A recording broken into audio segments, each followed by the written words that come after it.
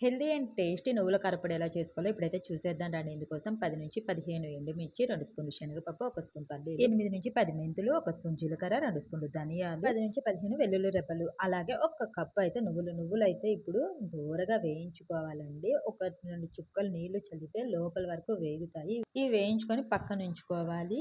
ఈ నువ్వుల కారప్పొడి అయితే హెల్త్‌కి చాలా మంచిదండి. చలికాలంలో మన బాడీలో వేడి పుట్టించడానికైతే ఇది చాలా ఉపయోగపడుతుంది. ఇప్పుడు అదే గిన్నెలో 2 స్పూన్లు ఆయిల్ వేసుకొని శనగపప్పు, పల్లీలు, ధనియాలు, జీలకర్ర ఒక్కొక్కటిగా వేసి దోరగా వేయించుకోవాలి.